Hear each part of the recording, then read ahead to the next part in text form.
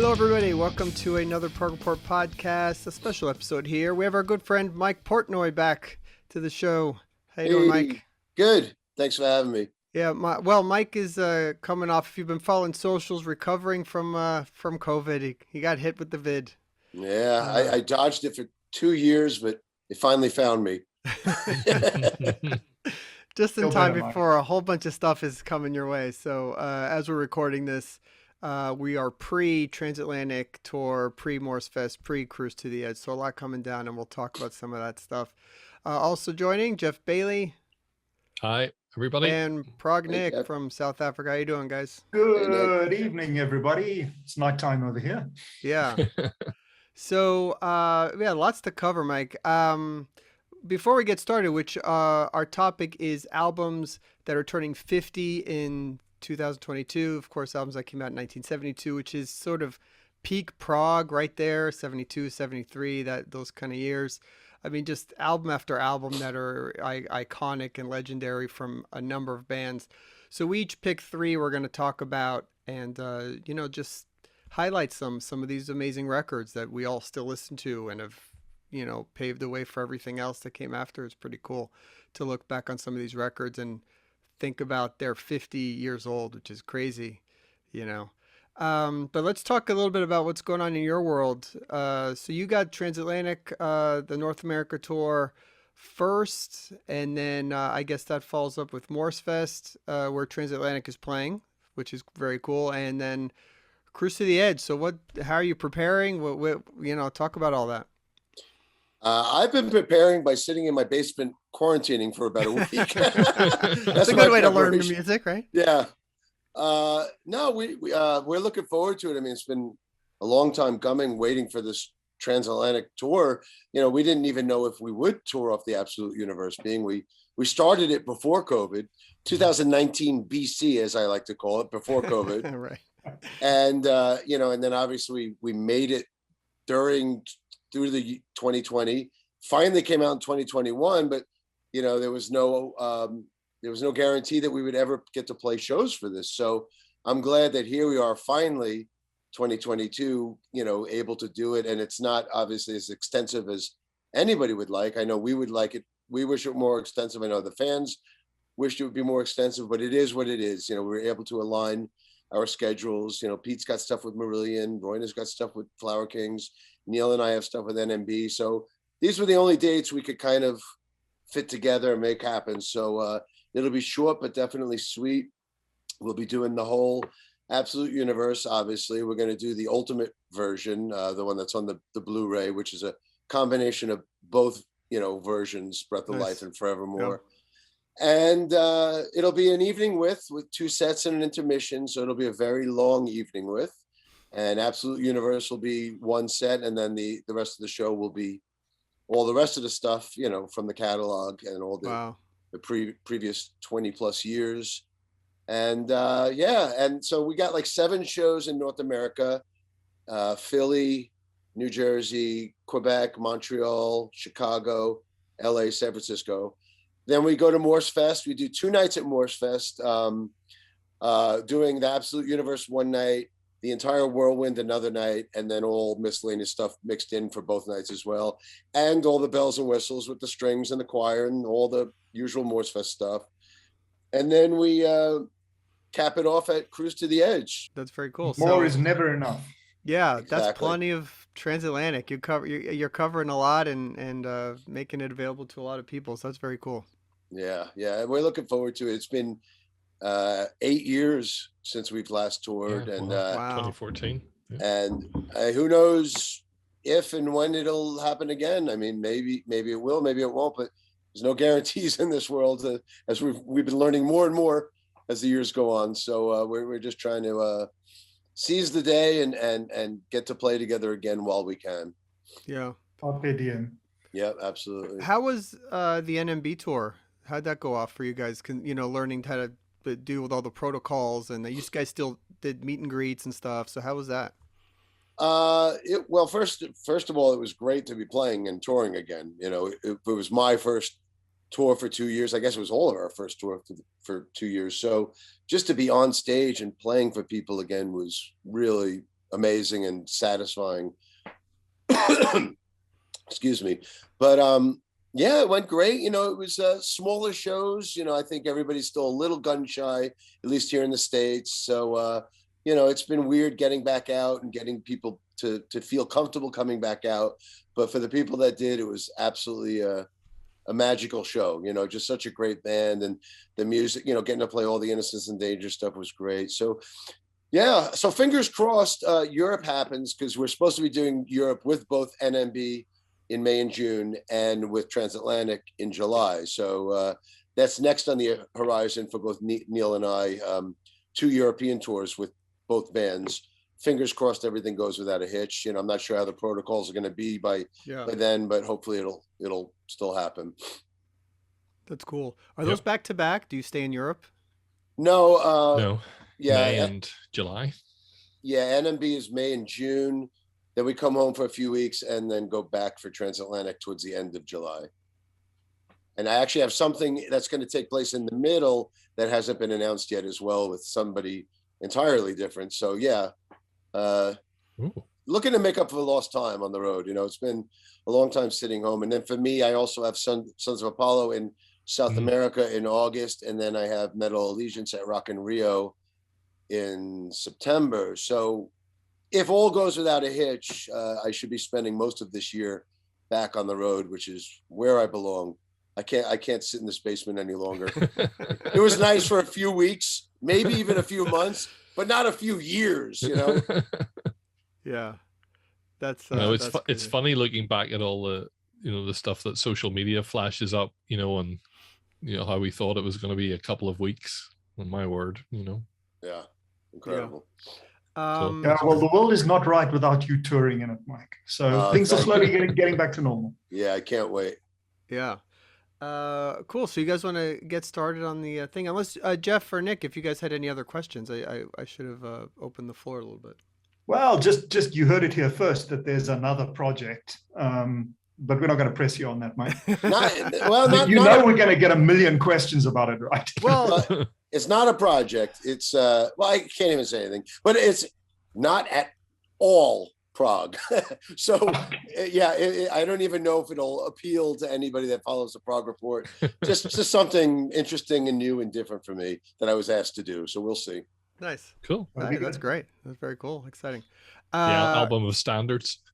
The Great American well, like Mark Songbook Tremonti did Frank Portnoy. Sinatra, right? So there, you never know. Mike Portnoy takes out his violin. So basically, we just compiled the list of a lot of the albums that came out in '72, and sort of cherry picked which albums we all kind of want to bring up, and we'll see how that goes. Mike, you have your 3. So what if we'll each go, you know, one at a time and go around in circle, and you know, that like we always do. Why don't you go first, Mike, with you know, your first pick? Would you mind if I went last? Oh no, totally. Because I could be wrong, but I have a feeling my number 1 is probably going to be something that would have been on everybody's list. So maybe it might be probably the biggest, more climactic. Sure. Maybe. Okay, Geoff, why don't you go first? If you don't mind. Absolutely. Okay. So I'm starting with is it Prog? Is it not Prog? Steely Dan, Can't Buy a Thrill. And part of my probably last 3 or 4 months has been Steely Dan aren't a band that I really ever much listened to apart from the famous stuff. And a friend kind of turned me on to some of Rick Beato's videos, you know, his kind of what makes this song great stuff. And I started digging into the catalog, and it's been really fun to actually like take the first album and listen to the first album for a few weeks, and then get the second album and listen to the second album for a few weeks. Because, you know, we've streaming, we've every, but I've been very, very disciplined about this. But the first album, you know, debut album, you know, fun stuff about it, you know, recorded in August 1972, released in November 1972, you know, and we're now in the world where, you know, an album has to be, 6 months to get vinyl made. But back in the day, you know, they could finish recording it and have it in the shops, you know, 3 or 4 months later. You know, like probably a lot of these albums, it features on many people's greatest albums lists of all time. And I suppose, an album like this landing in a time where, forgive the generalization, but I suppose a lot of the American music that was kind of popular then would have been that kind of boogie, the Canned Heat, Lynyrd Skynyrd, Allman Brothers, and this album comes, from a brand new band. It's incredibly fully formed album, and a very, very diverse album. Obviously, Donald Fagen, Walter Becker, and a large input by Gary Katz. And songs that most people know, like, Do It Again, which has, that Latin rhythm that runs through it. And, right from the off, Fagen's lyrics about, stealing someone's water, and then, a guy steals your water, and so you kill him, and then you escape to the border, and then you get captured and put in jail, and then you get set free, all in the space of a couple of verses. The other classic, obviously, Reeling in the Years. Elliot Randall's, those are on that record. I'm not familiar. Yeah. I mean, I know those songs. Obviously, they're huge, but Elliot Randall's brilliant guitar, that really lifts all of that. Brilliant arrangements. Just really an absolutely fantastic album, and just one that I kept listening to again and again and again, and go, how on earth have I missed this after all those years? Very cool. Yeah, good choice. Great album. Yeah, I'm not a big Steely Dan fan, I'll admit, but you grow up, there's no way to not know those songs. This kind of rock radio, and there's lots of. I mean, I only talked about those two because I guess most people are familiar with, but the whole thing is really full of really excellent stuff. And there's kind of, I mean, it's got 3 or 4 different singers in it. It's a real sort of variety of different sounds and stuff going on. Yeah, good album. Yeah, nice. Terrible cover, but yeah, right.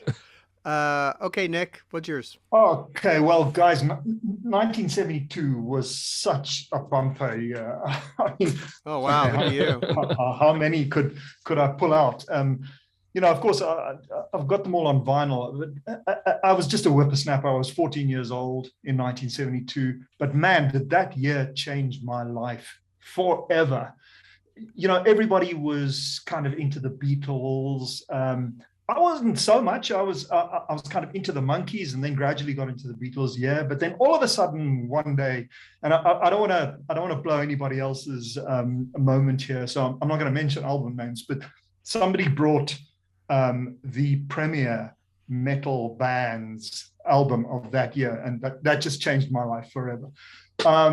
So it was a landmark year, both for prog and for rock. And I think we're unlikely to ever see that a year like that again. Such a list of great albums, but we can only do a few. So I'm going to start off with an album that possibly might be a surprise to everybody, but for me was pretty groundbreaking and changed my perception of what rock music could be at the time, which is Santana's Caravan Serai, which was released in October of that year. Now, up until this point, Santana had been a little bit more commercial. Sure, they'd had all the Latin polyrhythms going on and all that, but there were lineup changes, and Carlos decided in that year that he was going to go far more experimental. And he did so with Caravan Serai, which really was a surprise to the market. Even the label said to him, "This is career suicide. This is madness. Why are you doing this? You've got one of the biggest bands in the world. You've got hits all over the place. Are you nuts?" But Carlos turned out to be right, because it was a moderate commercial success. It's true that their popularity declined after Caravan Serai, but the album itself just was a real statement for the band. Jose Chepito Arias on percussion, and of course the great Greg Rowley on keyboards, and without a doubt one of the greatest drummers of all time, Michael Shrieve. I'm sure you'll agree, Mike, who not only drummed on the album on kit, but also produced it. it's a wonderful plethora of jazz rock melded with Latin, melded with Carlos's unique guitar sound, kind of jazzy. It had a freedom to it and a complexity to it that they'd never had before. And for me, it's just a wonderful album and will always be one of those landmark albums of my youth. Caravan Serai by Santana. Nice. Yeah. Very cool. Nice choice, man. But that one doesn't have like a famous Santana song, right? That's sort of what it's. Yeah, no. I mean, it's got a hectically complex instrumental called La Fuente del Ritmo, which is short but very complex. Mike, you'll have got your head around those time signatures, but weirdly, most of the album was instrumental, and there were only two songs on it, as I recall, which had vocals. All the Love of the Universe being one and Stoneflower being the other, neither of which were big hits. Greg Rowley sang, I assume? Yes, I think that's right. Yeah. Cool. And who did Michael Shreve go on to play with? I can't quite remember. He did I think he did an album with Sammy Hagar. And, well, that's the one that I remember. I remember that one, yeah. But I don't know. I don't know much beyond Santana. Obviously, that drum solo from Soul Sacrifice, especially at Woodstock, was such a iconic drum solo for the time. But I don't know what he's done much beyond Santana, to be honest. Yeah. Wasn't it Hagar, Sean, Aronson, and Shreve? Exactly. Yeah. Oh, wow. Yeah. Right. Yeah. All right, cool. And of course, Sean then went on to form Journey after this album. Right. All right. So my first one of the three, it's actually a twofer. So Gentle Giant, one of the big prog bands of that era, actually put out two records in '72. The first being Three Friends, which came out April 14th.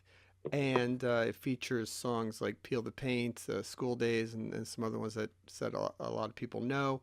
And then a few months later in December 1st, came out with the fourth record, Octopus, which, maybe the most critically acclaimed of their records, remixed by Steven Wilson just a few years ago. And, last album with Phil Schulman. A bit more of a rock record. I mean, it's a tough record for me to kind of get into. I mean, I know it's supposed to be one of the big records of that era. Admittedly, I struggle with a lot of Gentle Giant stuff. For me, I think Power and the Glory is maybe the one that I like the most. But there's a lot of good stuff on this record. Avenge of Pernurge, Think of Me with Kindness is a nice ballad. And Cry for Everyone is actually a good song that I like a lot on that record too. Where are you guys on these records? Which one do you like better? Three Friends or Octopus? I love Three Friends. It's a great progressive album, truly progressive in the real sense of the word, and of course the Gentle Giant harmonies that have become a centerpiece of a lot of what Neil does, for example, with Mike. Seminal album from a seminal band. Yeah. Octopus was the first one that I got because it looked like a Yes album. I think it was the reason I bought that one first. Right, exactly. I think it had two different covers, but one of them was a Roger Dean one. Yeah, that's right. The other one was like an octopus in a jar or something horrible like that, wasn't it? But it's it's kind of funny. I was thinking, if you could think of the antithesis of Santana, it's probably Gentle Giant, because one couldn't be more American and the other one couldn't be more European, I suppose, in terms of the music. But I go through phases of it's probably, I enjoy their music, but it's also probably one of the very few things that when I put it on at home, it's like, can you turn that off, please? Really? And I can see how it can be annoying to some people in a way that maybe other music isn't. This from a man who's going through a King Crimson phase. Come on, dude. Yeah, well, yeah, okay. Well, I get it. It's cool. I mean, it's extremely complicated and written brilliantly, but it just never. I don't want to say never. That's not really fair, but they don't often hit just a regular chorus. You know what I mean? And sometimes you just like, all right, Yeah. can we just bring in Neil to just put a chorus in this song, please? You know. Yeah. But anyway, listen. Seminal albums and important ones to bring up. So, Mike, your first one. Let me start by saying this is fun because I don't know if you saw, but I did a thing recently on social media with the years in music, and I went through every year chronicling my top 20 from each year. And as much as I don't want to piss on 72, to me, 72 was actually one of the weaker years of the early 70s. Like when I was doing those lists, 1970 was unbelievable. 71 was unbelievable. 73 was maybe one of the greatest of all time. 73 might be the biggest, yeah. And 74 Okay, was great where I lived, which was Zimbabwe in Africa, we got everything a year later. Oh, wow. Right. So 72 was 73 for me. Wow. Okay. But I mean, that being said, obviously there's some tremendous stuff from 72. And I mean, literally possibly two of the greatest prog albums of all time, which we'll talk about. Maybe even, there's even a third and a fourth that are up there in the all-time list as well. But that being said, there wasn't a Zeppelin album this year. There wasn't, Yes had done Fragile and the Yes album the year before. They had, two biggies in 71. Right. But in any case, let's talk about what is on the list. And my first of my three picks is probably what I assume Nick was alluding to earlier. I assume, but I mean, this is obviously not Prog, but Deep Purple's Machine Head is surely one of the greatest hard rock, early, prototype metal albums of all time. And this is just an absolute classic for its time. And, I think it's Deep Purple's masterpiece. I mean, they've put out many great albums, but this is the one that I think that cemented them as one of the greatest hard rock bands of all time. And of course, the thing about Purple is they did have some prog elements. They started doing kind of some symphonic stuff and jazzy stuff. And when you think about what, early prog was, it was that kind of melting pot of all those different styles. So they had hard rock, prog, symphonic, jazz, all thrown into this melting pot. And they were all such great musicians. Every one of them were so great on their instruments. So, but anyway, this album has all the classics. Opens with Highway Star, one of the all-time classics. Obviously, Smoke on the Water, one of the most iconic guitar riffs of all time, and probably Deep Purple's most famous song of all time. But then it's got Lazy and Space Truckin', Maybe I'm a Leo. Every single one of these songs is one of those albums where top to bottom, you could rename this album Deep Purple's Greatest Hits, and and a lot of their live album Made in Japan was off of this tour.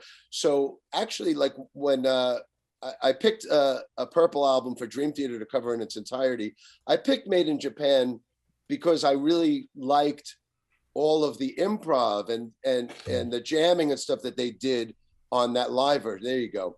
But most of the songs on Made in Japan is the stuff from Machine Head. So, I mean, this to me is their greatest studio album, and Made in Japan is also an all-time favorite. Agreed. And actually Made in Japan came out the same year too. So, actually I guess I could have gone with that. I didn't realize that. Well, now it's a tough decision, but I'll stick with my choice. Yeah, but that, I mean, Machine Head is, I mean, what an album. Even it's now, got to be amazing. There. Yeah. Not even a maybe. Yeah. Completely. And how ridiculous that they were kept out of the Rock and Roll Hall of Fame for so long. I mean, that's a whole nother story. But I mean, making like that album is rock and roll. It invented it basically. It's ridiculous.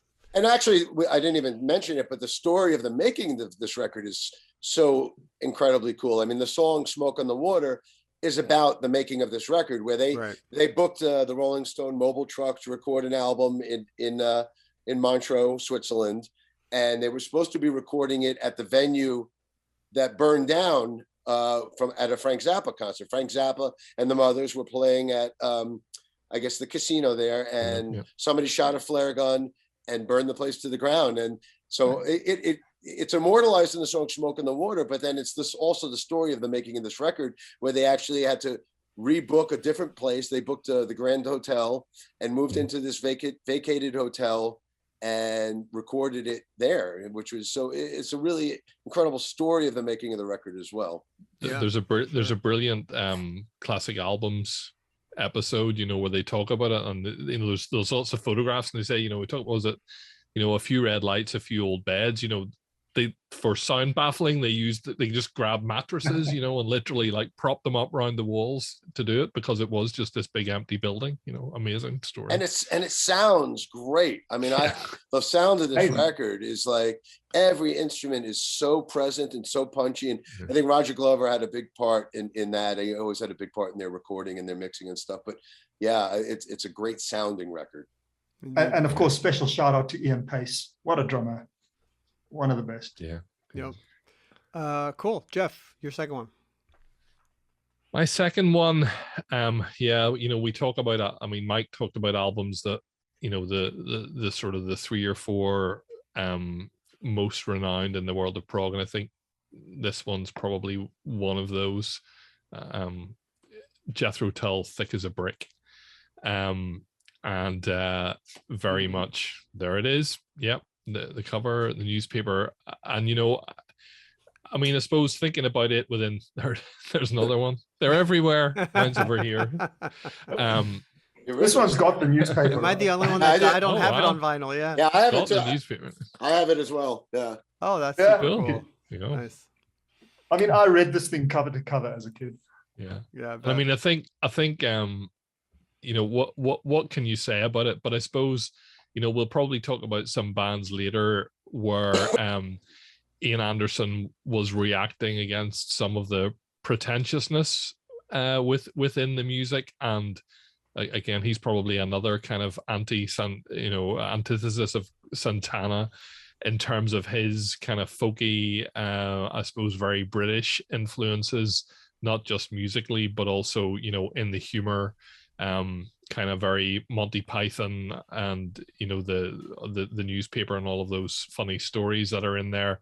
Very much a sort of a lampoon parody album, but musically an incredibly complicated and clever album. And I was just playing it in the car on my ride home today, and the how the themes are peppered throughout it are just incredible. And those little tiny, I think there's probably about 3 or 4 minutes into side 2, the kind of the opening Thick as a Brick kind of acoustic guitar thing kicks in, but it's just got one extra note added, so it's not quite exactly the same.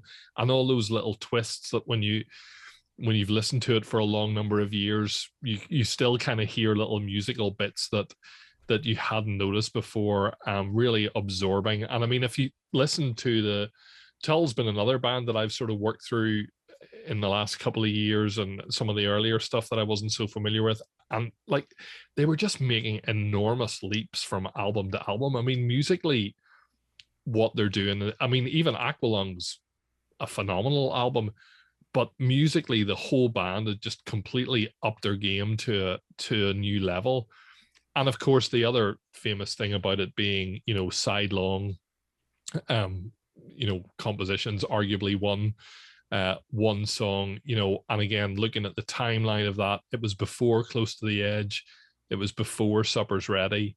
It was kind of something that was quite challenging. It was, it wasn't just sidelong, like you said. It was essentially one song that had to be broken up, had to be split. And I think that's the first time it was done. It was done a year later by Mike Oldfield with Tubular Bells. Yeah. But as far as I know, Thick as a Brick and Tubular Bells were the first albums to do that. Yeah.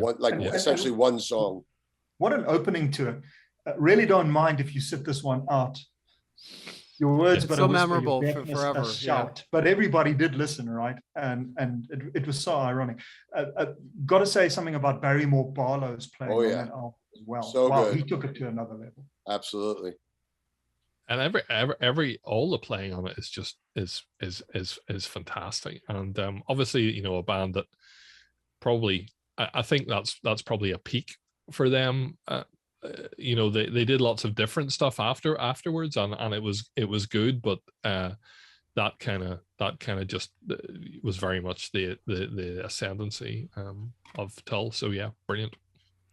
Yep, another one that had to be there, an all-time classic. Cool. Nick, your next one. Okay, so this is kind of two in one.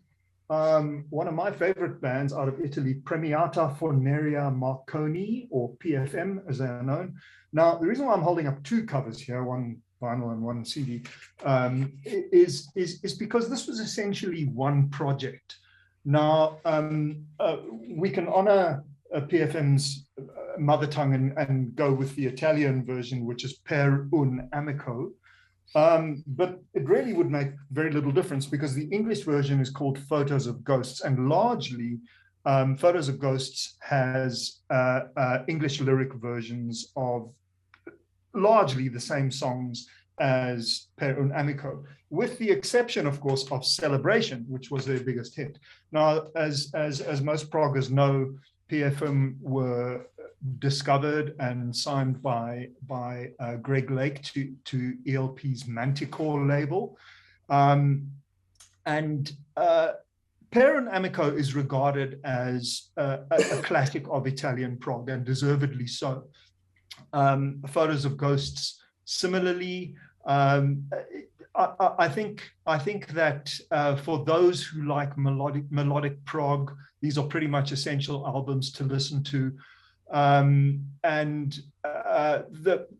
Just to mention the lineup of these musicians: Franco Masida on vocals and guitars, Flavio Promoli on keyboards, Mauro Pagani flute, piccolo, violin, Giorgio Piazza bass vocals, Franz Ticciocchio.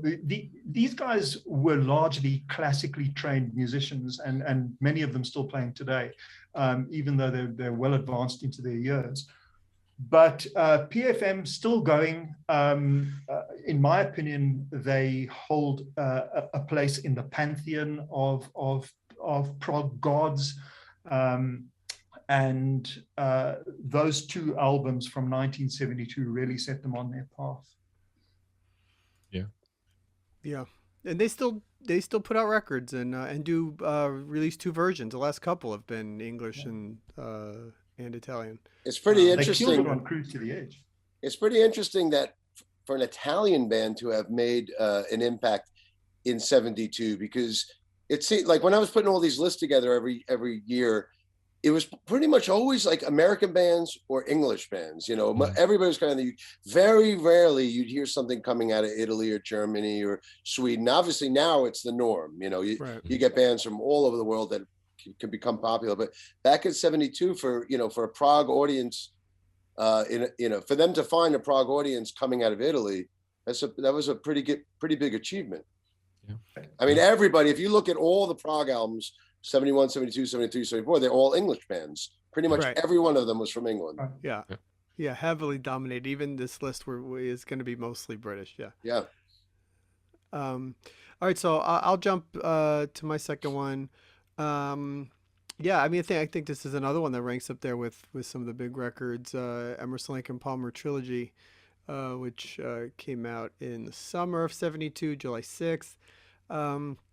Their third album followed Tarkus, which is another groundbreaking record, and has one of their biggest hits on it, From the Beginning, which is one of my favorite songs, and just a really great acoustic song, and has that cool Moog solo and everything. I mean, just awesome stuff. But features, a lot of classics: Endless Enigma, The Sheriff with the killer drum opening by Carl Palmer, which is awesome. Trilogy is an amazing song. I was listening to it recently again to refresh myself a little bit with it, and it's amazing how the sound of what they were doing without an electric guitar, it's really almost like a metal record a lot of times, the way they play. The power from Keith Emerson and Carl Palmer, and then also Greg Lake, but the power that trio could do with what the limited instruments that they were providing was so heavy and so loud and epic. I think it's just killer. It's a killer album, and I think one of their best ones. From the Beginning, what a song. Yeah, that's covered all the time, right? I mean, it's just one of those songs that everybody plays, um, and I always thought that it has that similar opening to Roundabout, right? Just like that Yeah. that one note right in the beginning. You're like, wait, which song is it for like half a second until it keeps going. And I always wondered which came first. I mean, I know Fragile was released first, but I've always wondered which was recorded first. Yeah, because it's very similar. Yeah, that's amazing. Yeah. But I think, yeah, I mean, it's just a solid record. Oh, and it has artwork by Hypnosis, which was the guys doing all those crazy covers along with Roger Dean in the '70s. So, just another legendary record. I think belongs up here. Which ELP record do you guys favor, though? Brain Salad's my favorite. Yeah, I like Brain Salad too. Closely cover. followed. That album cover is the best. It's just the greatest, one of the most iconic album covers. I have to say, I'm a big fan of the very, very first one. Particularly Take a Pebble. I think I just love that kind of the piano in it. And I think there's something quite sort of a bit less over the top about the first album, but I love Pictures at an Exhibition too. Just it start to finish is brilliant as well. Who else would take on Mussorgsky, right? I mean, except Keith Emerson. I was going to say Love Beach there, and then just to be contrary. The words that shall not be mentioned. Yeah. It's really one of the most amazing turns of a band, right? To go from these records to that, even if you don't listen to that album, just looking at the album covers. Yeah, I think if with a different cover, it might have been perceived very differently as well. I don't think I ever listened to the album. I saw the cover. I was like, all right, next. It's like, what is happening here? Yeah. All right, Mike, it might delay your recovery. Don't. All right, Mike, you're next. All right, my next one. Well, actually, it's in my top 5 albums of all time. But I'm pushing it into my number 2 position for purposes of this conversation because it's the Prog Report, and I think I wanted to leave number 1 for something that more universally loved. So I'm going to knock this to the number 2 position for purposes of this discussion. But this is in my top 5 of all time. Right. Bowie's Ziggy Stardust, well, Ziggy Stardust, but it's really the rise and fall of Ziggy Stardust and the Spiders from Mars. Probably the longest album title at that time. This is a perfect album. I from the opening of 5 Years to the closing of Rock and Roll's Suicide. I mean, it has everything. Every song on this album is pure perfection. And how many albums do you have where you have 4 songs with the word star in it? Is that right? Starman, Lady Stardust, Star, and Ziggy Stardust. Yep. But I mean, every song on here is just so amazing. I mean, I loved Hunky Dory before this. And it's funny because my 2 favorite Bowie songs of all time don't appear on here. Life on Mars was on Hunky Dory, and Space Oddity was obviously on his this Space Oddity album. But regardless, I mean, every song on here is a classic. I've covered 3 different songs from this album with 3 different bands. I covered Moon Age Daydream with the Winery Dogs. I covered Suffragette City with Metal Allegiance, and then Rock and Roll Suicide with Neil and Randy. Right. But I mean, this band, what a band. Mick Ronson on guitar, and then Trevor Bolder on bass, and Mick Woodmansey on drums, who's the only one still left because obviously Bowie and Mick and Trevor are no longer with us. But just a perfect album. And I remember hearing this around when it came out. My dad turned me on to this when I was a kid, and it was my favorite album from back then, from when I was a child all the way up to this day. So Bowie's Ziggy Stardust, an absolute perfect album as far as I'm concerned, and a bad glare as well. Yeah, and I think one most Prog fans like, and and has influenced them. I mean, it's not Yes or Genesis Prog, but Right. the thought behind it, and everything that went into it, it fits that progressive mold, I think, which is why we all like it. Well, he was progressive, not necessarily musically, but in terms of just forward thinking and Yeah. reinventing himself. He touched upon it with Hunky Dory, but then he knocked it out of the park with this. And one last thing, but we should probably, if anybody else wants to talk about it, it's such a great album. But my dad had told me the story where he saw Bowie. It was like maybe the last night on the Ziggy tour. I think it was maybe either the Fillmore or Radio City Music Hall, or whatever. And he told me the story at the end of Rock and Roll Suicide, give me your hands. And all of a sudden, somebody came out from the audience and ran up on stage and stabbed him. And then all of a sudden, the curtain just dropped and the lights went on. And the entire audience thought that Bowie was just assassinated on stage. Wow. And obviously it was just being theatrical, but man, what can you imagine Yeah. the theatrics of seeing that? My dad told me that story and it blew my mind. That's But great. it is. It's When it's, this album came out, I actually bought into the whole fantasy. I for a while there, as a 14-year-old, I honestly believed that this guy, David Bowie, was an alien. Right. Who had come to Earth and released this magical music that nobody had ever heard before. Right. Well, nobody else was doing the androgynous stuff yet either. Like, Iggy Pop and Lou Reed, and they all kind of, Mick Jagger, they all kind of toyed with it. But Bowie, I think, was the first one to really come out like that. And it looked like an alien. You weren't sure if he was male or female or a human or what. Right.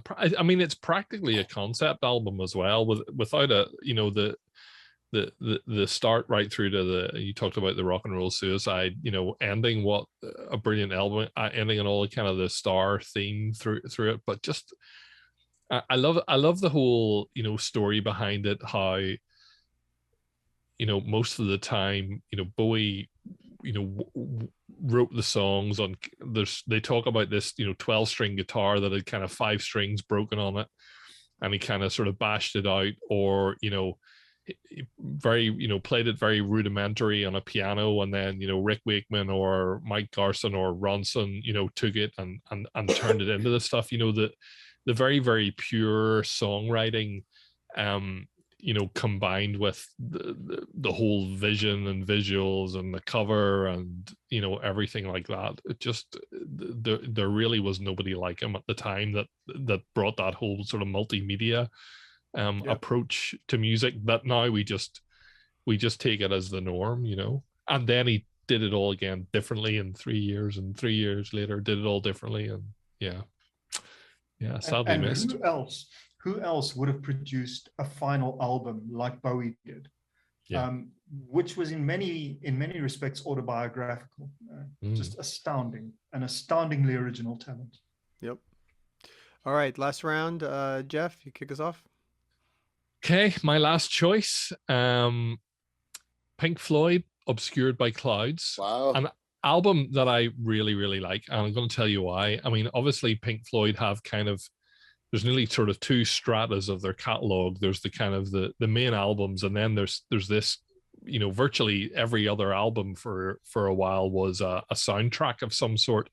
And we've noticed actually, PFM had 2 albums, Gentle Giant had 2 albums. This I looked this up. So they made this, while they were working on Dark Side of the Moon. They did 2 trips to France to record it, and they did a Japanese tour in between. And because it was for a movie, they said, well, they didn't feel that they had to make complete songs because they knew it would be cut up and used to match scenes and stuff like that, or faded out. And then they fell out with the film director, and which was why actually the film thing is called La Vallée. So they gave it a different title, but recorded, and I imagine when we get our honorable mentions, we might touch on a common link, but recorded in Chateau Hérouville in France, known as the Honky Chateau. Elton John's 1972 album Honky Chateau recorded there. Jethro Tull recorded a pile of stuff there in 73. Bowie recorded most of Pinups there. The Bee Gees recorded parts of Saturday Night Fever there. Rainbow recorded part of Long Live Rock and Roll. Sweet, Level-Headed, Fleetwood Mac, Mirage. Oh, bless you. Excuse Bless me. you. MSG, Michael Schenker, Assault Attack, so many amazing albums in what appears to be this really pretty horrible, horrible house in France. And the album is, I mean, again, it probably couldn't be more, well, in places more opposite than kind of Dark Side of the Moon, because there's kind of some country type influences. There's kicks off with 2 instrumentals, which themselves are, I suppose, quite experimental, and probably the last time that that they were sort of thread through from the very early Pink Floyd coming through, and this great sort of run of then 4 songs that I think are really, really good. What's the Deal, or What's the Deal, Childhood's End, Dave Gilmour's song, I think it was the last lyric that he wrote until Momentary Lapse of Reason, Free 4 from Roger Waters, which kind of is about talks about his dad dying in the war, which obviously came up years later, and then Stay, a Richard Wright song. It's probably around about the last time that each of them was sort of contributing kind of whole songs before Roger sort of edged his way in. It was, again, for just, I suppose, from listening to music growing up before the internet, it was just a Pink Floyd album. I didn't know where it fitted in the history. I probably heard it before some of the more famous albums. Really, really enjoyed it, and saw David Gilmour probably early 2000s, and he did Childhood's End and What's the Deal in that show, and that two songs absolutely fantastic live. And I think Nick Mason's band that I'm seeing in about 2 weeks do quite a lot of this stuff as well. So yeah, I love Obscured by Clouds. It's clearly not Dark Side of the Moon or Wish You Were Here or da da da da, but it's a really strong album. Hey, yeah, agreed. Yeah, that one escaped me, I must be honest, because I only got into Floyd with Dark Side of the Moon, and then I got consumed by Wish You Were Here. And I I mean, the stuff that comes later lost over is Obscured so by Clouds. There was so much other good music in that year. Yeah, I've got to go back and revisit it. Yeah, me too. All right, Nick, you want to jump in? Next one? Yeah, so I'm going to move back to the UK for this one. And I guess it speaks volumes that I have the CD and the vinyl. This is one of my favorite bands growing up. Probably not as well known to our American audience as they are to our European audience or our British audience. And the band is Wishbone Ash, and the album is Argus, released in May 1972. Now, this one really defined my teenage years. It changed everything for me. I really couldn't believe the quality of this music when I heard it, and still I find it a little hard to believe to this day.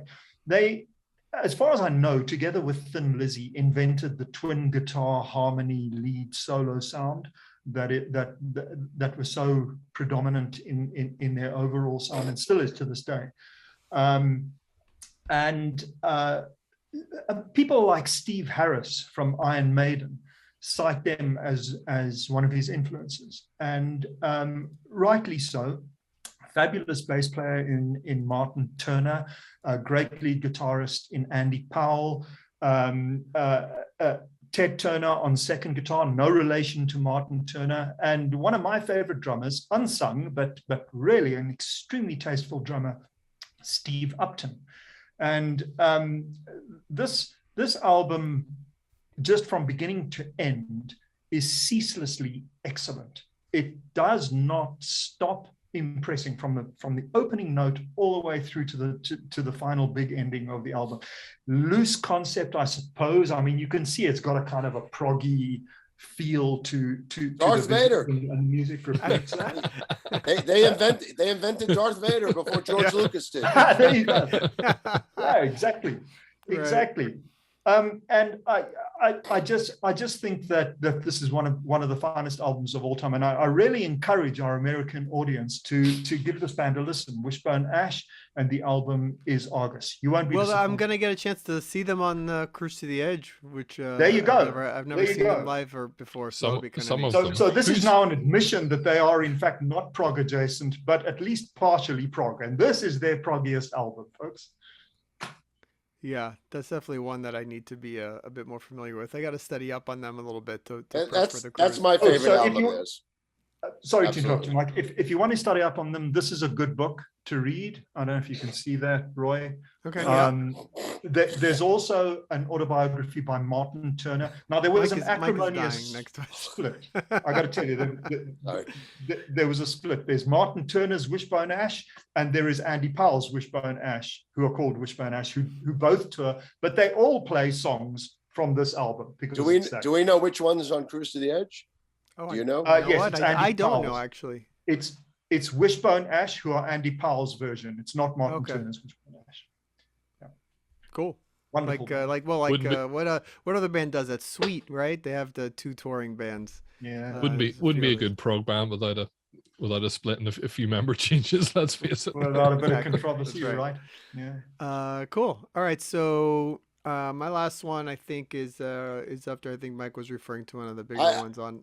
I think we could all predict what these last two are going to be, right? Right. Yeah, exactly. So I'll go with Genesis Foxtrot, obviously. Their 4th album came out in October with the fox head on the cover, and there you go. I mean, look, we've covered this album in so many different ways on the podcast or on the website. We did a perfect album podcast recently where this was one of my picks for perfect album. I mean, I think it's possibly my favorite Genesis record. It's always tough to pick, but it's a flawless record. You know, Watcher of the Skies, Supper's Ready, a lot of great songs in between those two. I mean, Can Utility and Coastliners, that's one I love. Timetable is great. Get 'Em Out by Friday. It's just a phenomenal record. You know, stuff like, you know, you can break down Supper's Ready even further, the Willow's Farm part and the Apocalypse in 9/8 and just Gabriel singing. They were peaking at this moment. This is just when everything was coming together. Nursery Crime kind of started that, and on this album they really just became you know, the incredible band. And then I guess at the end of this tour is the story where Peter Gabriel snuck the Fox's Head outfit onto the stage without telling the band, and then that became a whole kind of, you know, thing where he started to become more you know, people thought he was Genesis and he was the one writing all the songs. Like, it kind of stemmed from a lot of this, I think. But you know, we all know this record, we all love this record. What else is there to say? I do have to say the Fox's Head happened in Dublin in Ireland. Oh, did it? We claim that one, and the first live performance of Stairway to Heaven a couple of years later. You guys caused a lot of trouble. Yeah, we thought, yeah, and I mean, I think probably thinking about Ireland in 1972, it probably wasn't the place to come on stage in a dress with a Fox's Head on in a show in a Dublin. I believe it was in what was a kind of boxing stadium. Yeah, but I mean, what an album, and really, you know, yeah, I mean, there's just so much happening in it. Again, another one. I mean, I love Nursery Crime, but again, it's another leap. You know, bands just kind of in relatively short spaces of time, incrementally kind of, you know, getting better and better and better, and arguably Genesis trajectory, you know, certainly selling England and the Lamb, you know, it just kept going on and on. Yeah, up until a week ago when they played their last show, and I was in the audience, and you know, everybody wanted him to come on stage and play, but you know, of course that wasn't to be. What are you gonna do? But I was listening to it and go, you know, like Peter Gabriel, he is one of those. I mean, he's an incredibly distinctive singer, but at times, you know, he's one of those people who fits in the category of he's not a brilliant singer, but he's the perfect singer, if you know what I mean. You know, there's times certainly in the live stuff where kind of you know, he's a bit, you know, his voice is kind of cracking and stuff like that, but just the sheer performance and the emotion and everything in it. If you listen, even the Apocalypse part of Supper's Ready, if you listen to, his vocal is not a brilliantly perfectly executed vocal, but it's perfect for that song. Who else could have done it? Maybe Phil. I mean, Yeah. the screaming at the end I mean, technically, so I good. think Phil is probably technically a better singer, Yeah. cleaner, maybe a bit bigger range. But like you said, I mean, Gabriel's personality, and it was that's what it was all about. You could say the same thing about Fish versus Steve Hogarth. Yeah. There's a lot to be said for the personality and the person that's writing and the person that's delivering it. But what an album! I mean, this to me was the first of the Holy Trinity for Genesis for me. The Foxtrot, Selling England, and the Lamb. To me, that's it. But this would be my favorite. Oh, it's hard. From day to day, that switches for me. But Yeah. what a legendary classic, one of the great prog albums of all time. Yep.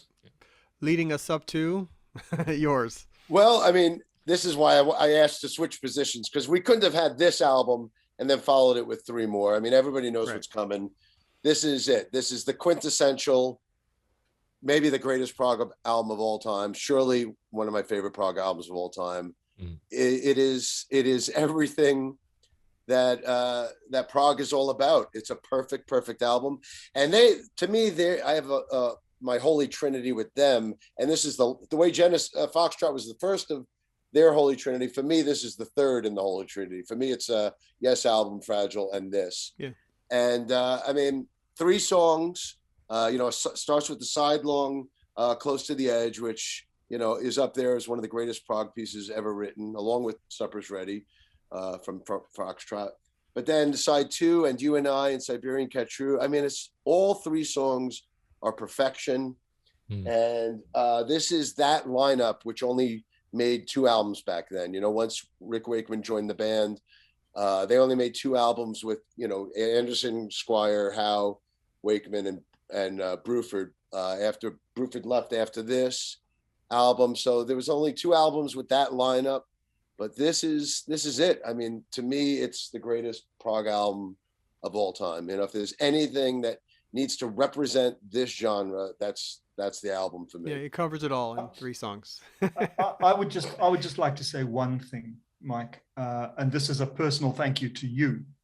One of the finest musical moments of my life was having the privilege of being in the audience on Progressive Nation at Sea in 2014, when you guys covered And You and I with John Anderson. Incredible. Still to this day, that moment brings me to tears. And I just want to thank you. Me too. Oh man, well, believe me, that was our pleasure. It was such an honor. We Transatlantic had covered And You and I for the bonus disc of Kaleidoscope. So when we decided we were going to do a whole Yes set with John Anderson on Progressive Nation, my first suggestion to John was, can we just do the whole cruise, the whole Close to the Edge album, all three songs?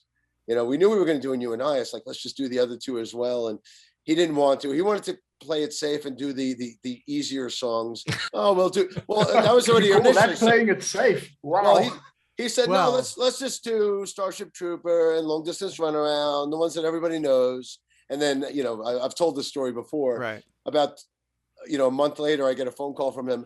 I woke up from a dream thinking we should do side one of Topographic Ocean. So he went from one extreme to the other. But yeah, doing And You and I, which to me is one of the most beautiful songs ever written. Everything from the big wow, the opening, the live version with that theme. And I mean, it's goosebumps. And for us to have done it with John Anderson singing under beautifully lit sky, closing out the Progressive Nation cruise, it could not have been a more perfect finale. You've played in hundreds of incredible gigs, and we've been at some incredible moments just over the last 5 to 10 years with all the stuff that's happened. That still ranks up there as maybe the top thing, that last night. Yeah. Because you got to remember, leading up to that performance of you got your Transatlantic set and then the John Anderson set, right before that was Neil reuniting with Spock's Beard in theater, doing like The Light, or what I think was it The Light in June, I think they did. And so it was just those things together in one night, it was just peak Prog. Like, that was it. Overwhelming. Yeah, it was pretty crazy. You know, we're I mean, spoiled since then. I mean, really. it's an amazing album, and I just, yeah, it's hard to know what to even say about it. But the thing that always amazes me is about that after having made it, Bill Bruford decided, I'm going to quit the band, you know, and they didn't even tour it. But we were talking about him and our Prog A to Z, and saying, you know, he probably made decisions on very, very purely musical grounds so many times, which commercially just kind of, you would go, wow, you wouldn't have gone and toured that and kind of cashed in. Did they not play with Bruford at all after this helmet? So No. Bruford never performed these songs live? He never performed it live back then until Anderson, Bruford, Wakeman High was the first time that he played Close to the Edge and you and I. Yeah. Amazing. Yeah. Well, I mean, you on one hand you say he's crazy, but on the other hand, you went and joined Crimson, and then toured with Genesis, and then he did it all. You know, formed UK. So yeah, you know, it's one of those. Well, I was telling the guys I just got a copy to review of this box set of 6 CDs of, you know, on disc 1. All Good People, Heart of the Sunrise, and You and I, The Great Deceiver, Fracture, Starless, One More Red Nightmare, and Nevermore. You know, and that's disc 1. Wow. It's pretty crazy. There's if you can look on YouTube, there's isolated tracks of just Bruford and Squire doing these 3 songs, and you realize one of the greatest rhythm sections of all time. I mean, as far as I'm concerned, you know, Bruford and Squire, you know, Geddy and Neil, but you know, you listen to those isolated tracks of the 2 of them, and it's just unbelievable. It's on another level. Incredible. Yeah. There's a lot of honorable mentions, things we didn't cover, things that maybe aren't as proggy, but still, you know, legendary. Mike, you could tell me where I missed some of these. I'm just going to rattle some off, but Focus 3, Moody Blues 7, Sojourn, the Styx debut album, Todd Rundgren, Something Anything, which is one of his big records. Yep. Uriah Heep, Demons and Wizards, Black Sabbath Volume 4, Elton, Honky Chateau, the debut from Roxy Music, and Rolling Stones, Exile on Main Street, another classic. So wait, there's one more. You're missing one more.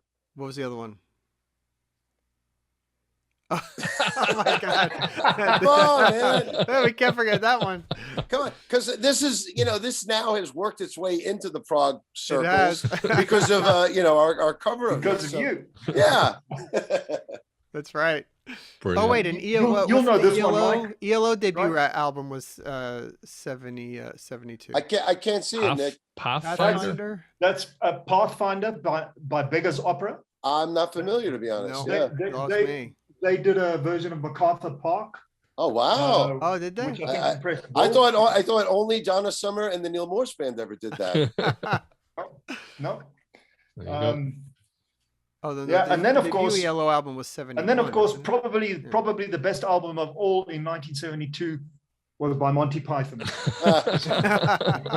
I'll throw in a few more honorable mentions that you didn't mention. The first Captain Beyond album was great. That was a little proggy in its way. That was kind of mixing prog with Deep Purple. That was it Rod Evans from Deep Purple, and but I love that first Captain Beyond album. And then also Alice Cooper's School's Out, which was a bit of a concept album as well for him. And but yeah, Black Sabbath Volume 4 is a favorite from that year as well that you mentioned. Yeah, it's the year of the reflective album covers. Yeah. Sorry. Cool stuff. These are all originals from 1973 in my case. By the way. My original vinyl, I guess I should have pulled it out. My School's Out. I have my original one from when I was a kid in the 70s.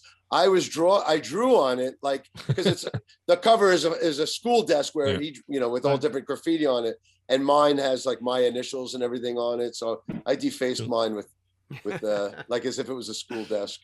That's great. Well, we'll have to do this again next year for the 73. Oh, but you know what? We should acknowledge that it's also this year, the 30th anniversary of Images and Words. Wow, so 30 years. Pretty big anniversary there as well. Yeah. Congratulations. Well, thank you. Congratulations. Time is flying. Yeah, right. But let's definitely do this again next year, because 73 was, I think, one of the greatest years of in the history of rock. Not just prog rock, but rock, you know. I just got this the other day. Is that new? Sonic Bond, have a book on 1973, the golden year of progressive rock. So I can do my homework on that for when we do it this time next year. And the list of it is amazing. Oh, it's incredible. Really phenomenal. Incredible. Yeah, very cool. And you got to say, I guess, you know, all of these amazing albums that came out in 73 were being made in 72. So all of those albums we'll talk about next year were actually being written and recorded 50 years ago this year. Yeah. Right. You know? True. Right. Yeah, amazing time. Well, Mike, always good to catch up, man. We'll see you soon. I don't know when we'll put this one out, if it's next week or maybe the week after. You might already be on tour. But either way, Transatlantic is going to be out there. Visit, I guess, neilmorris.com for dates, and also on Mike Portnoy socials. Everything is out there. And, don't miss a chance to see him somewhere. And then keep an eye out for the surprise, whatever it is, in the next coming months. Oh, you're going to be disappointed. Trust me. Just forget I even said that. All right, guys. Hey, see you later. Good night. We'll talk Bye, soon. everyone. Good night. Thank you, guys. Yeah, man. See you soon. Bye. Bye-bye.